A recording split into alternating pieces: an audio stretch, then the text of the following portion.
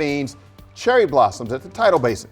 Right now, the blossoms are in stage 3 of 6, so we're halfway to peak bloom. Halfway there. At 5:30, we told you how you can celebrate this favorite flower at the National Cherry Blossom Festival. But now we want to dive more into the blossoms progression. And for that, our Jess Arnold is live at the scene of all the pink blooming action down at the tidal basin. And Jess, the National Park Service expects peak bloom as early as next week.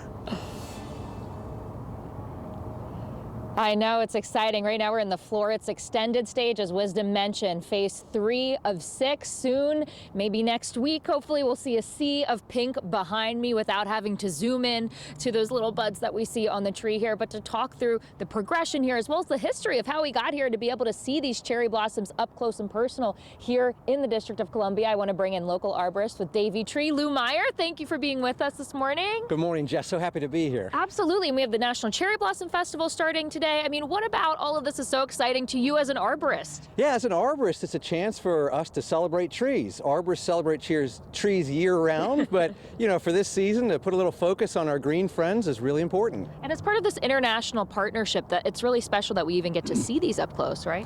It really is. You know, back in 1912, there was 3,000 cherry trees that were donated by the mayor of Tokyo to the city of Washington, D.C., and here we are, over 100 years later, celebrating that partnership.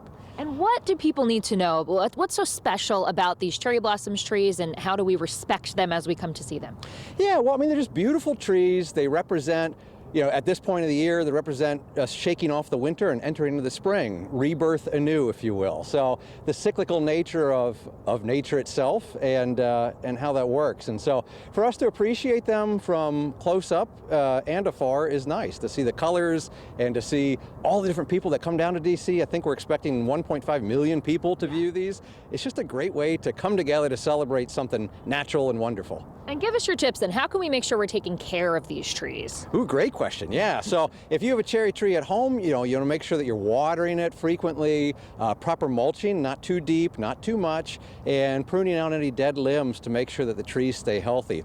As far as these trees in the parks goes, you know, we're going to get a lot of traffic on the root systems, which is unfortunate, but try to stay off the root systems of the trees as much as possible so we don't compact the soil. Absolutely. Well, thank you for all of those tips. We want to make sure we are respecting these trees when we all come out to visit them, as we start to see more pink here behind me. Now, there is a big event happening right here tonight near where the paddle boats are. There's going to be a paddle boat race. It's at 4 o'clock. That's part of the National Cherry Blossom Festival, which again starts today and lasts for the next few weeks. Guys. All right, Jess Arnold, appreciate the update.